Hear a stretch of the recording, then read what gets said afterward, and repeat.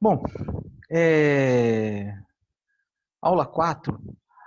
Agora eu vou falar sobre poluição, né? Sobre o conceito de poluição, os seus tipos, tá? Enfatizando alguns aspectos, né, em cima de cada um deles, tá? Mas antes disso, né, eu vou compartilhar aqui com vocês que no vídeo anterior, né, eu comecei a falar sobre os objetivos de desenvolvimento sustentável, né, que foram criados e determinados pela ONU, né, Organização das Nações Unidas, com o intuito de promover, né, aumento da qualidade de vida, desenvolvimento econômico, né, associado à sustentabilidade. Tá? Então, são aqui alguns deles. E o próximo assunto que eu vou falar, né, vou falar sobre poluição. Né? Bom, primeiramente, o que é poluição? Existem várias explicações, vários significados, né, do que é poluição, mas quando se fala em poluição, fala basicamente do quê? Da diminuição da qualidade de vida, do agravamento do meio ambiente, né? Porque a poluição é algo que já existe há bastante tempo, só que isso foi agravado com o aumento da população, né, com o aumento da população na Terra, e especialmente, né, a meu ver, com o aumento da concentração das pessoas, isto é, com a formação das primeiras grandes cidades. Bom, uma das primeiras grandes cidades da humanidade foi Roma, né? A capital do Império Romano, tá? Que dizem, né, os especialistas, né, que no seu auge teve aí em torno de 300 mil habitantes, se não me falha a memória, uma cidade hiperconcentrada, em que não tinham, obviamente, né, as tecnologias, né, de saneamento básico como as que tem hoje, como, por exemplo, tratamento de esgoto. Então, o que eles faziam? Eles tinham toda uma instalação, né, de fornecimento de água por meio de aquedutos, né, obtinha-se água de regiões distantes, fizeram toda uma gama considerável de obras hidráulicas, né, para fornecimento de água e também algumas estruturas embaixo da cidade para descarregar o esgoto no rio Tibre, o nome original, né, Rio Tevere, que é o que corta a cidade. E claro que numa região concentrada, há também uma concentração de dejetos que causam mal-estar, né? Cheiro, principalmente em época de seca, quando chove menos, quando tem menos água, quando o esgoto está mais concentrado, quando tem menos água para diluir. Né? Então, a maior parte das regiões do mundo, né, elas possuem o clima em que há uma variação considerável do regime pluviométrico, isto é, uma época que chove mais, outra chove menos, então dificilmente uma região tem chuvas bem regulares. Tá? E mesmo se tivesse nos dias de hoje, né, com a alteração, né, do clima, né, está tendo uma alteração também, o que era antes era mais regular, agora está mais irregular. Então, no caso aqui de Roma, provavelmente, né, o maior problema de poluição era no quesito poluição das águas. Tá? Por quê? Porque descarregava o esgoto neste rio, né, que é o rio que corta a cidade de Roma. Né? Com a queda do Império Romano, a população despencou, né? E por quê? Porque os bárbaros destruíram boa parte dos aquedutos, da estrutura hidráulica, o que tornou impossível manter 300 mil habitantes, né, num lugar tão concentrado. Se fosse 300 mil habitantes em uma grande região, né, bem distribuído, aí tudo bem, né, porque não aproveitariam os mesmos recursos naturais, não aproveitariam os mesmos mananciais. No caso de Roma, não, eram poucos mananciais para fornecer água para uma população tão grande, tão concentrada. Então, com a destruição, né, de Roma, isso no final da Idade Antiga, começo da Idade Média, houve uma queda da sua população e certamente nesse problema de poluição diminuiu. Só que depois, né, nos séculos seguintes, na cidade cresceu de novo. Também há relatos de grandes cidades do Império Inca, China Antiga e assim por diante. Mas, por exemplo, no século XIX, até o século XIX, até o século XVIII, antes da Revolução Industrial, né, que foi segunda metade do século XVIII, praticamente só se falava em poluição das águas, né, em poucas cidades assim de médio e grande porte, né, pela mesma situação que eu falei de Roma, né, populações concentradas. Só que depois com a introdução, com a Revolução Industrial, né, apareceu aí os problemas no que tange a poluição do ar, devido à queima do carvão mineral, por exemplo. Tá? E junto com isso, o aumento das cidades, da população, etc., né? E aí vai aparecendo outras formas de poluição, aí poluição sonora, poluição visual, entre outros que vocês vão ver daqui a pouco. Tá? E só recentemente que iniciou-se as conversações a respeito disso. Por quê? A respeito do desenvolvimento sustentável, como vocês estão vendo aqui. Né? Por quê? Porque foi se observando o quê? Que a qualidade de vida estava piorando e em alguns lugares até a expectativa de vida estava caindo devido à poluição. Tá? Vamos lá.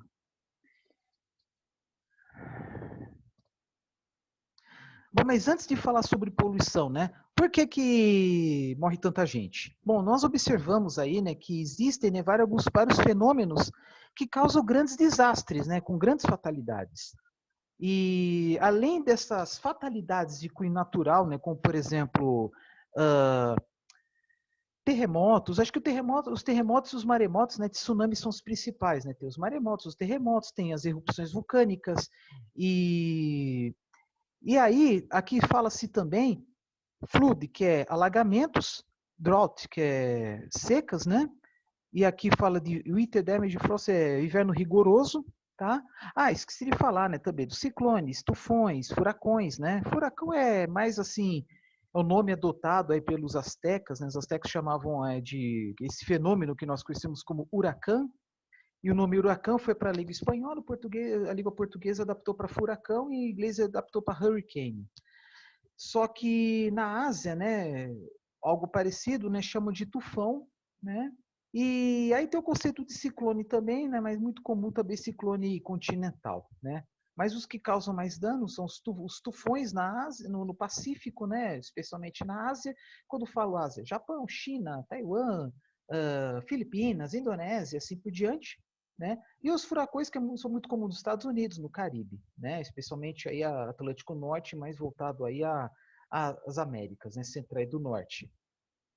Mas há uma discussão sobre a relação entre as atividades humanas e a intensidade dos tufões, a intensidade dos furacões e também a intensidade das secas, e aqui esqueci de falar, né? Wildfire, que é as queimadas, né? Porque, claro, todos esses fenômenos são naturais, né? Bom, terremoto está comprovado que não tem nenhuma interferência humana. A poluição causa terremoto. Isso não existe. Né? Tsunami, que é consequência, né? Mas fala, vibrações sísmicas no solo marinho, né? Então não tem tanto os terremotos quanto os maremotos, quanto as erupções vulcânicas não são decorrentes de atividades humanas. Né? Agora, tufões, furacões, há estudos acerca da interferência, né, das atividades humanas em cima delas, né? Claro que são coisas que já existiu, né, antes da humanidade, mas dizem, né, que esses fenômenos têm sido intensificados, né? Está tendo cada vez mais tufões, está tendo cada vez mais furacões nos últimos anos, né? Há uma discussão acerca disso. Só que, por exemplo, esqueci de outro também, né? Landslide, que é deslizamento de terra. Wildfire, que é incêndios. Também existem causas naturais acima disso, mas foram intensificados com as atividades humanas. Seca, de certa forma, alagamentos, né? Então, tudo isso aqui que eu estou falando, por enquanto, não tem nada a ver com poluição. Mas, por exemplo, quando fala em deslizamento de terra, por que teve deslizamento de terra? Sempre teve erosão. Sim, exatamente. Mas uma coisa, por exemplo, é a erosão de uma área nativa, floresta nativa, e outra coisa é a erosão de uma área de pastagem. Por exemplo, grama, né, capim, ele segura muito menos o solo do que a própria mata nativa. E até a mata nativa segura mais o solo do que qualquer cultura agrícola. Né? Então, tem culturas que são menos piores, né, que geram menos erosão, como a cana-de-açúcar, mas tem outras que geram muita erosão, como o cultivo de algodão. Ou, na pior das hipóteses, né, capim. Então, nada melhor do que a mata nativa para segurar o solo, especialmente em declives, né, em montanhas e serras, desfiladeiros, etc., né? E a ocupação, né? O que seria essa ocupação, né? Retirar a mata nativa para a construção de casas, e geralmente de forma irregular. E é claro, né, que o solo vai ficar mais desprotegido e com as primeiras chuvas torrenciais ocorre o deslizamento de terra, né, matando um monte de gente. Infelizmente é isso e acontece no Brasil. Alguns anos atrás aconteceu na região de Nova Friburgo, no estado do Rio, matou aí 150 pessoas, mais ou menos, né? Então, claro que isso aí é falta de planejamento, né? Porque até nos dias de hoje é bem menos, mas ainda existe aí, né, uma forte expansão das cidades, crescimento desordenado, êxodo rural, todos esses fenômenos que vocês devem ter visto no ensino médio, né, e continuam existindo em qualquer lugar do mundo, principalmente países subdesenvolvidos. Então, muitas vezes, por necessidade, as pessoas vão ocupar locais mais vulneráveis, tá? Que são encostas de morros, de serras, margens de rios, de riachos, etc., né? E especialmente locais onde há uma grande variação pluviométrica, né? Vai ocupar no lugar na época de seca, mas 6 meses depois a sua casa está sendo alagada por causa da época das chuvas. O que acontece? Não, vou falar de alagamentos depois. Vou falar primeiro dos deslizamentos de terra, né? Então, é algo que poderia ser evitado, tá? Se tivesse um maior planejamento urbano, né? Especialmente em locais aí onde há muitos morros, tá? Vamos lá. Flood, que é alagamentos. Alagamento, o que acontece? Eu vou falar sobre as consequências na cidade e fora na cidade, vou separá-los.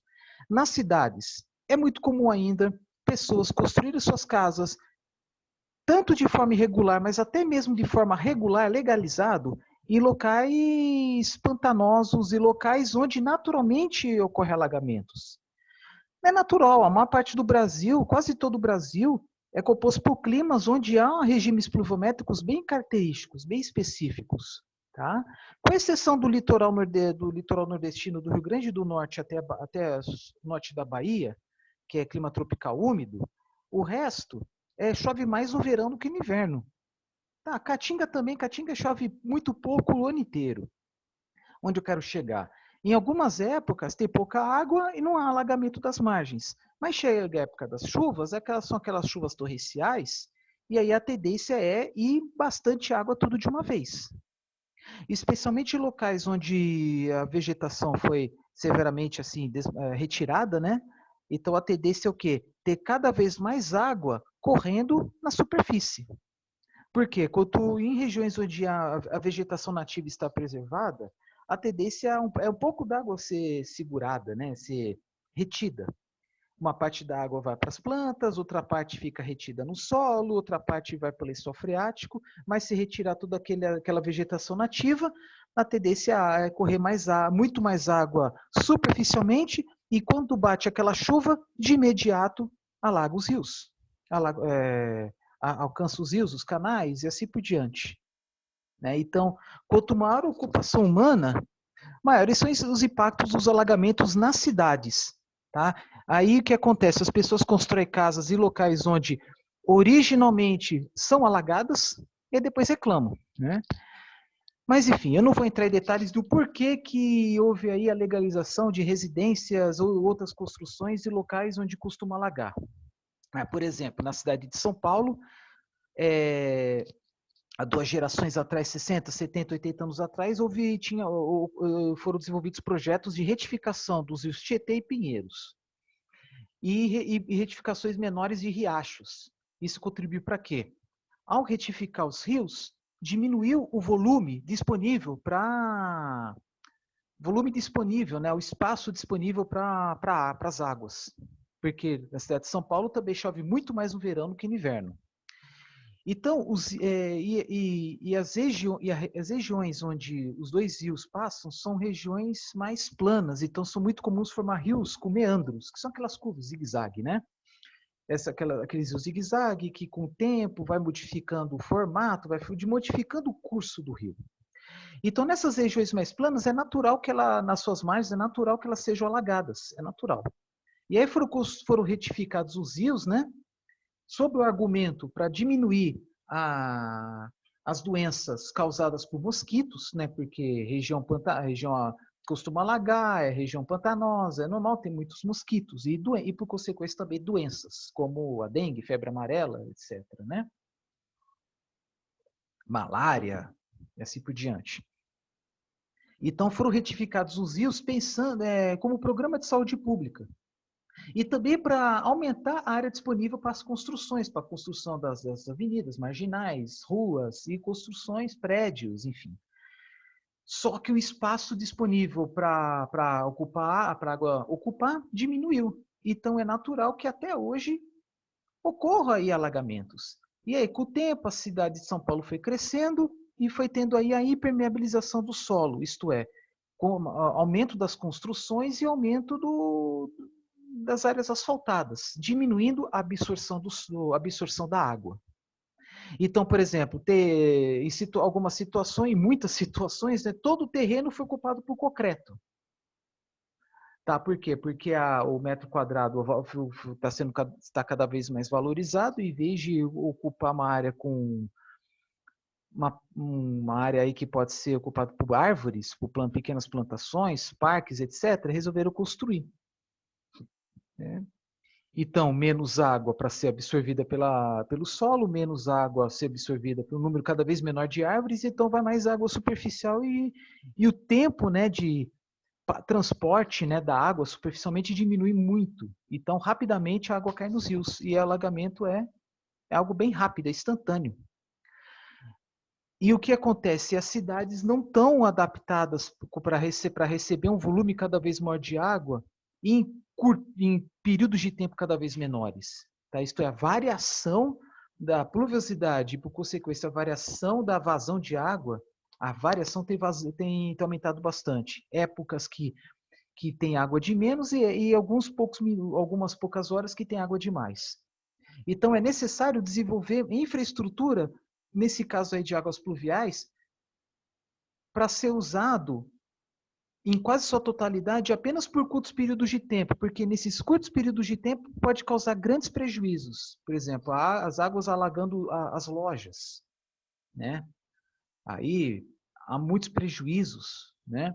E também nessas águas, né, elas proliferam doenças, né? Ainda. Então, o grande problema no caso de São Paulo, mas em outras cidades do mundo afora, há uma necessidade aí de projetos maiores para escoamento das águas pluviais para minimizar problemas de saúde, promovendo o saneamento básico. E é como falei no vídeo anterior, no caso da cidade da Grande São Paulo, no passado não muito recente foram desenvolvidos diversos projetos de saneamento, mas que possibilitou a mistura do esgoto com as águas das chuvas. E agora está tentando remediar fazendo instalações em separado, mas a um custo muito mais alto do que poderia ter sido feito alguns anos atrás. Agora está tentando remediar. E aí as obras estão ficando, claro, né, ficam mais caras, que tem que perfurar, destruir o asfalto, fazer as escavações, instalar os tubos e assim por diante, né? Então, atualmente, o custo está mais alto. Agora, fora das cidades, né, por que existem alagamentos? Pelo mesmo motivo. Né? Locais que antes eram pântanos foram ocupados por atividades agropecuárias. Né? Lagos que foram soterrados. Assoreamento, porque você vai desmatando mata ciliar, a tendência é ter desbarrancamento, né? A terra que estava nas margens tem de ir para as águas, aí diminuindo a capacidade de armazenamento de água nos rios e lagos. Porque o assoreamento possibilita o quê? O aumento do nível dos rios, a ponto, em algumas situações extremas, as embarcações não conseguirem nem passar. É o que está acontecendo no Rio Taquari, no Pantanal. Devido às atividades intensas de minério de garimpo clandestino, desmatamento de floresta, de matas ciliares, né, para a criação de gado, por exemplo, boa parte do Rio Taquari foi assoreado. E alguns pontos não conseguem nem passar embarcações pequenas ainda, né? Então precisa, né, de obras aí para desassorear, né, o rio, né, nesse caso, né, e recuperando as matas ciliares, recuperando o meio ambiente atualmente ocupado por garimpos. No caso de grandes cidades como São Paulo, o assoreamento também ocorre nos rios, mas também devido à presença do lodo do esgoto. tá? Porque descarrega, por exemplo, na Grande São Paulo, mais ou menos aí 18 a 20 milhões de habitantes, a maior parte, até onde eu sei, a maior parte do esgoto já é tratado, mas ainda tem uma parcela aí, talvez uns 30% do esgoto que não é tratado, isto é, jogado in natura nos córregos e cai nos rios como Tietê e Pinheiros. E em época de estiagem, né, menos água dissolvendo o esgoto, a tendência é aumentar o mau cheiro, né, o odor desagradável aí, típico da decomposição da matéria orgânica. Então, o que acontece? Vai se formando, vai acumulando o lodo, né, e aí a tendência é de assorear, né? Então, às vezes, são necessários o quê? Equipamentos para desassoreamento dos rios, que é uma medida paliativa, minimiza, mas não resolve, né? Então, precisa extrair todo o lodo, né, para aumentar a profundidade e aumentar a capacidade de retenção de água, principalmente época de chuvas torrenciais, tá? Que, como falei, os períodos, né, se comparar o número de horas de chuvas torrenciais em comparação ao número total de horas por ano, essas horas de chuvas torrenciais são muito pequenas. Fala em apenas algumas poucas horas o ano inteiro em São Paulo, mas é o suficiente para gerar grandes estragos. Então, por isso que muitas vezes é necessário aí desenvolver grandes projetos, né, de escoamento de água, mesmo que seja usado em sua total capacidade apenas poucas horas por ano, porque é nessas poucas horas por ano que causam problemas, né? Vamos lá. Alagamento, secas, né?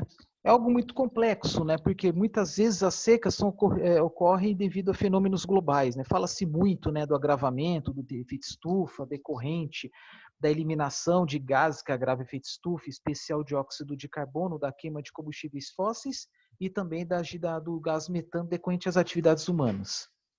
Né? Fala-se muito desses gases, fala-se muito da maior concentração desses gases e que contribui para a maior retenção principalmente da radiação infravermelha e ultravioleta do Sol, né? Culminando no aumento da temperatura global.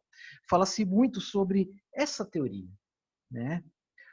Também porque fizeram muitas pesquisas, até hoje, há muitas pesquisas, né, fazendo uma comparação entre o aumento da temperatura com o passar dos anos versus o aumento da concentração de CO2 na atmosfera. E aí, alguns, né, que aliam, né, esse efeito estufa às secas. Tá? Mas o que seria seca exatamente? Porque o ser humano pode conviver muito bem com a seca.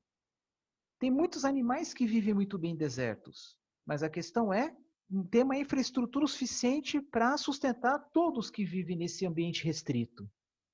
Naturalmente restrito ou não. Né? Por exemplo, no sertão nordestino, sempre foi uma região de seca.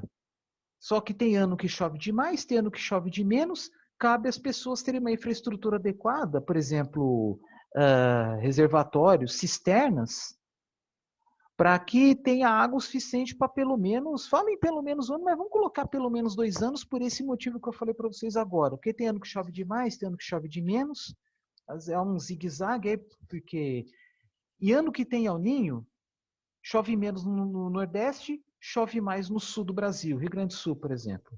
Agora, quando é Laninha, parece que até inverte. Chove um pouco mais no sertão nordestino e o interior do Rio Grande do Sul parece o Nordeste. Tá, então as pessoas têm que se adaptar, né? Coleta de água de chuva, principalmente, né? Para que não sofram, né? Para que não tenha uma qualidade de vida prejudicada, para que as plantações não morram, para que os animais, né, de criação, né, não morram de sede, enfim, né? Aqui fala, por exemplo, né, Estados Unidos, mas no Brasil também não é muito diferente, né? Que aqui colocaram os eventos em relação ao número de mortes. Mas fala-se muito, todo ano fala-se muito dos incêndios florestais na Califórnia, como também na floresta amazônica, né? Por que isso acontece? Por exemplo, Estados Unidos, nós sabemos que o principal motivo são as queimadas irregulares, as queimadas criminosas. Né? Queimar a vegetação para ter área para pastagem, principalmente. Né? E, por exemplo, específico no estado da Califórnia, que é uma vegetação totalmente diferente, é natural que tenham queimadas, que dizem, né, que o fogo, que o calor contribui para para estourar as cascas das sementes, das árvores, enfim. Só que a grande questão é, quando quando em determinado momento as temperaturas estão acima do normal, a umidade relativa do ar está abaixo do normal, quando alguma interferência interferência decorrente de alguma ação humana, é muito provável que os incêndios sejam intensificados, né? E no passado não muito remoto, lá nos Estados Unidos tinha até um programa para combater ao máximo os incêndios, tá? Só que aí depois descobriram que é natural que tenha um incêndio levemente controlado. Mas, por exemplo, agora 2020, parece que teve incêndio acima do normal, né? Mas enfim. Furacões, né? Dizem, né, que nos últimos anos a presença de furacões, o número de furacões tem sido maior. Por que tem mais furacões no Atlântico Norte e menos no Atlântico Sul? Parece que no Atlântico Norte a temperatura das águas são maiores e isso contribui para formar mais furacões. Mas é como disse, é um fenômeno que vem desde sei lá quando. Tanto que o nome huracão vem dos astecas, né? Os astecas que chamaram de huracão, que depois veio o furacão e o hurricane, né? Que mais? Alagamentos, tufões, ciclones, enfim, né? Então, assim, aqui, a grosso modo, são fenômenos naturais que ocasionarem fatalidades. Né? Teve até aí, acho que uns 10 anos atrás, que 180 mil pessoas morreram, o que aconteceu aqui no Sudeste Asiático. Né? Que foi o que? Um tsunami. Bom, eu vou falar sobre a poluição em si, tal, aí no próximo vídeo eu falo de cada poluição de uma forma mais específica. Bom, mas o que é poluição? Por exemplo, vamos falar sobre... Tem essa explicação aqui, né? Poluição entende-se a introdução pelo homem direto ou indiretamente de substâncias ou energia no ambiente, provocando efeito negativo no seu equilíbrio, causando assim danos à saúde humana, aos seres vivos e aos ecossistemas. A poluição ela foi intensificada, como falei antes, decorrente do aumento da população humana, e especialmente em locais mais concentrados. Formação das cidades. Por quê? Porque qualquer atividade humana gera resíduos, tá? Gera dejetos, como por exemplo esgoto. Até século XVIII, século XIX, os resíduos sólidos urbanos eram o quê? Cascas, comida estragada, palhas, né? Enfim, talos, folhas, material orgânico. E uma grande concentração de material orgânico gera o quê? Mau cheiro, chorume, que é aquele líquido formado pela decomposição da matéria orgânica. Isso acarreta poluição, porque o chorume vai para o solo, vai para as águas. O mau cheiro, né, que é o biogás gerado, né, vai para a atmosfera. Gera incômodo, por quê? Porque a matéria orgânica também tem um pouco de enxofre. O que nós sentimos é principalmente o enxofre. E aí depois surgiram o quê? As embalagens, os plásticos, o isopor, os papéis, especialmente aqueles papéis que não são recicláveis. E aí, claro, o volume de resíduos, né, de lixo urbano aumentou, e muito. Né? Mas, antes disso, tinha o que? A matéria orgânica decorrente aos alimentos e o esgoto, que nem exemplo que eu falei lá do Império Romano. Até o final do século XIX, Londres era a maior cidade do planeta e o rio Tâmisa, né, o Thames, que corre a cidade, era o rio mais poluído. O rio mais poluído do mundo e a cidade mais poluída. Isso que no século XIX já existiam trens, máquinas a vapor que queimavam o carvão mineral, então já tinha uma poluição aí do ar muito pesada também. Mas aquela história, se a população tivesse mais distribuída, se não existissem as cidades grandes, claro que a poluição seria algo menos importante, na minha opinião. Tá? Então a poluição surgiu por dois motivos: concentração populacional e introdução de procedimentos, métodos, técnicas que conferiram uma maior qualidade de vida e, especialmente, conforto. Porque, por exemplo, as embalagens. Por que surgiram as embalagens? Promoção do conforto. Embalagem de alimentos. Para quê? Para aumentar a validade dos produtos, né? A qualidade, manutenção da qualidade. Porque, por exemplo, você coloca um produto numa embalagem de plástico, ela vai proteger aquele alimento da ação de insetos do oxigênio do ar, né? Que oxida, isso é natural, é inevitável. Sujeira, enfim, preserva o alimento por um período maior. Só que o problema começa quando você abre aquele produto para consumir e joga fora a embalagem. Né? E até mesmo na produção da embalagem gera poluição, né? Indiretamente. Então a poluição foi intensificada com a concentração, né, o aumento da densidade demográfica, porque uma geração maior de resíduos em uma área menor e por consequência, a concentração maior dos resíduos, esgoto e lixo. Né? E depois com o aumento do conforto. Por quê? Eu quero comprar um alimento, eu quero ir menos vezes no supermercado, mas se eu for menos no supermercado, eu vou comprar mais e quero os produtos que têm uma validade maior. Em vez de vou comprar fardos de leite de caixinha.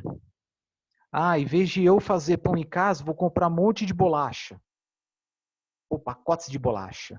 Né?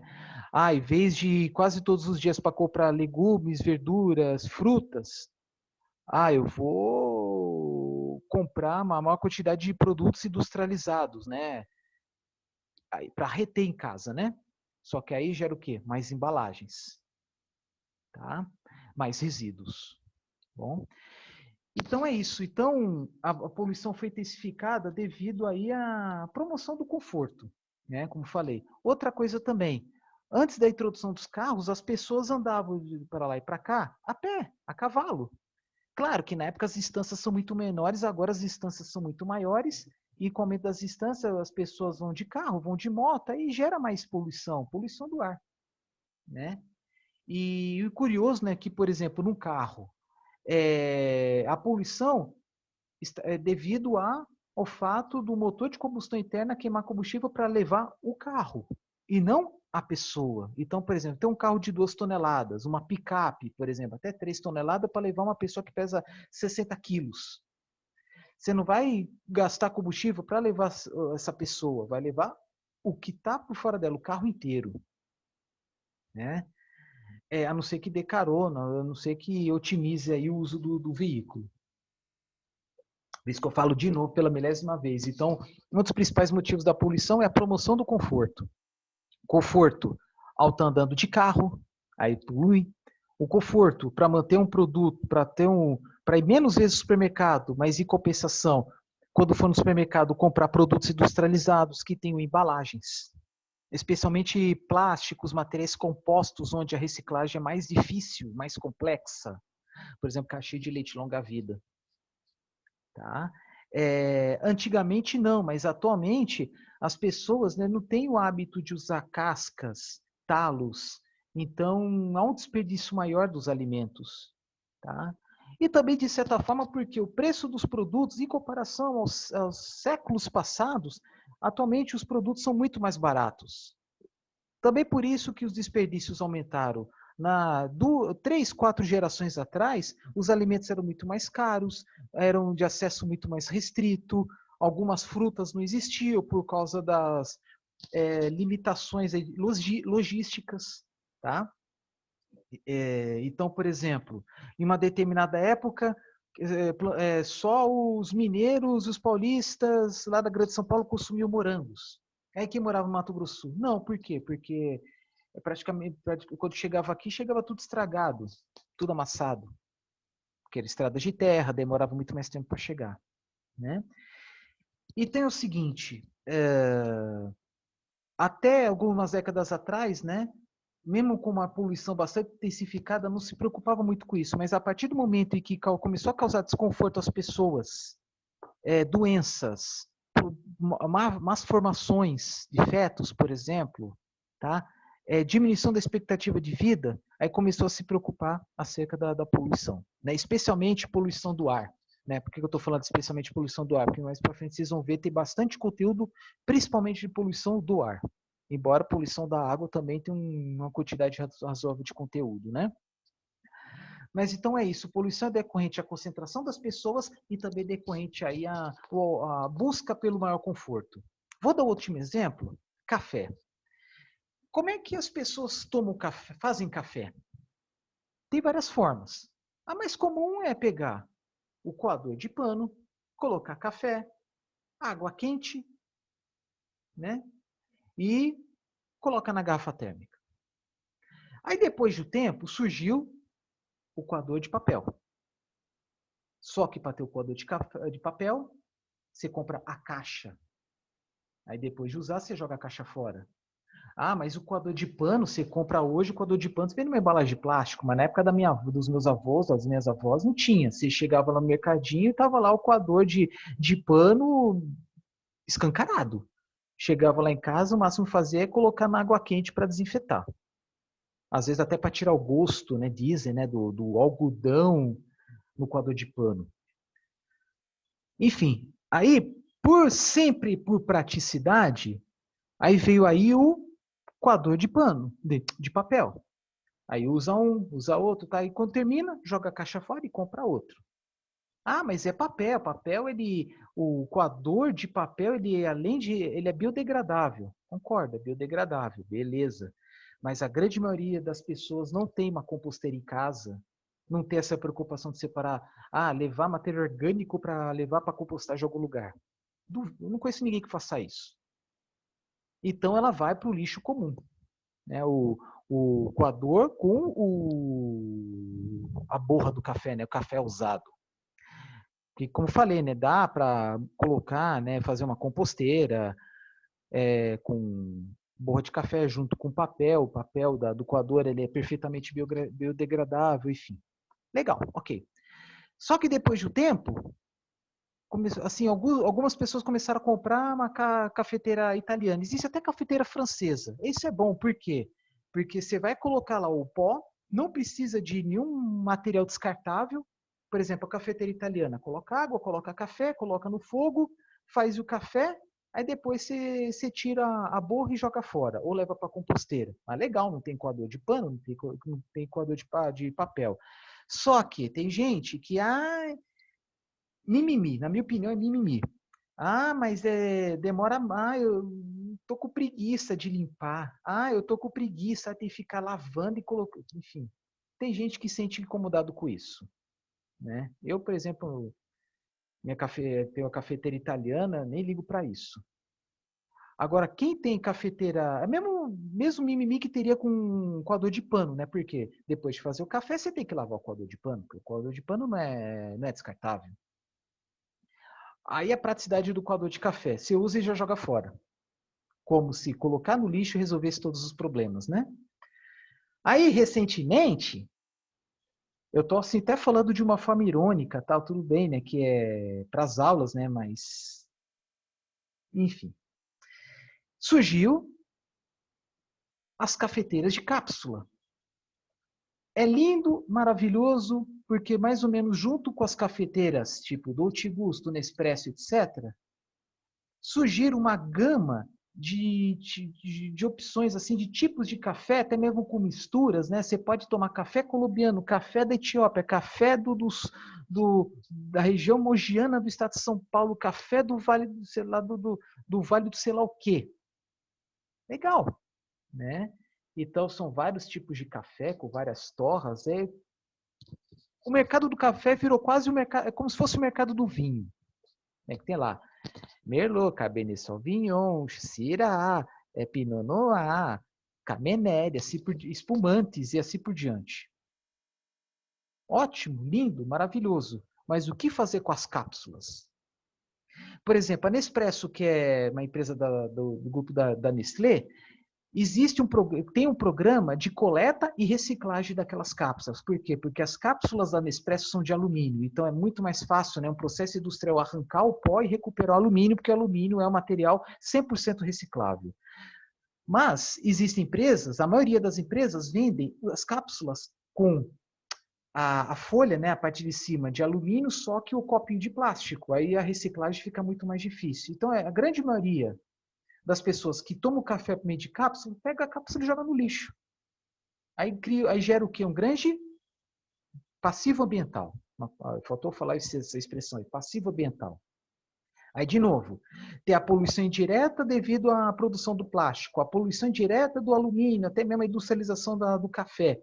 Mas aí já tem a poluição direta quando você destina irregularmente esse lixo, né? Quase ninguém vai ter o trabalho, né, de arrancar a folhinha de alumínio, arrancar a borra do café, levar para a composteira, lavar e colocar na reciclagem. Ou tem. Então, por isso que eu falo pela milésima vez, a poluição é decorrente à busca do conforto. Tá? Por exemplo, você vai comprar um produto industrializado, o produto pronto, você só precisa colocar no forno de micro-ondas. Mas e a poluição gerada durante a sua industrialização? Ah, mas também teria na tua casa. Tá, tudo bem, mas cá entre nós, é 1000 vezes melhor, bem mais saudável a gente fazer a nossa própria comida. Aí já é uma outra história, né? Não vou, já estou fugindo demais do assunto da poluição. Vocês viram que é assunto que dá muito pano para manga, eu particularmente tenho o prazer de falar sobre isso. Tá? Então, poluição seria isso. Tá? São um conjunto de ações diversas promovidas pelo ser humano, desenvolvimento de atividades humanas diversas que pode causar problemas à sua própria saúde e problemas ao meio ambiente. Tá? E quando eu falo meio ambiente, a outros seres vivos. Tá? Então, basicamente é isso. Tá? Aqui os tipos de poluição, tá? Vou falar muito mais assim da atmosférica. Talvez a metade do tempo eu vou falar sobre a atmosférica, que tem algumas variáveis importantes, mas alguns aspectos da atmosférica vai impactar também na poluição hídrica, hidráulica, né? Poluição do solo, e vou falar bem rapidamente das demais, luminosa, visual, térmica, sonora. Eu coloquei aqui, né? Não é muito comum, né? Você vai procurar na internet, não é muito comum falar. Radioativa, até mesmo magnética. Vocês vão ver isso mais para frente do que isso se trata. Tá? Então, sobre poluição, basicamente é isso. Tá? Os próximos vídeos eu vou falar especificamente de cada um deles. Tá? Ah, desculpa. Só colocar isso aqui. Né? O que seria a poluição? É como eu falei, né? São as consequências das atividades humanas. Então, por exemplo, tem uma usina termoelétrica que queima carvão mineral, que queima óleo diesel, óleo combustível derivado do petróleo, e que alguma outra atividade industrial, como usinas siderúrgicas, que queimam combustíveis, geram gases que vão para a atmosfera, geram, por exemplo, chuva ácida, poluição do ar. Mas essa chuva ácida alcança os rios e os lagos, poluição das águas. Atinge o solo, poluição do solo. Até mesmo presença de poço de gasolina, um tanque enterrado com vazamento, é muito difícil de averiguar isso aí, mas aí esse vazamento de gasolina alcança o solo. Por quê? Porque o tanque está enterrado. Tá? Então, não devemos preocupar das formas de poluição de forma separada. Devemos preocupar de uma forma conjunta, como vocês podem ver nessa ilustração. Bom? E aí, claro, também alguns exemplos de dos piores desastres ambientais. Tem alguns exemplos aí de vazamentos de radioatividade e também vazamento de gases tóxicos decorrente principalmente de atividades industriais. Tá? Atividades industriais e também de mineração. Não posso esquecer de falar sobre isso. Tá? Bom, vou parar por aqui. Tá? Aí o próximo vídeo falar sobre poluição do ar. Bom, então, até daqui a pouco.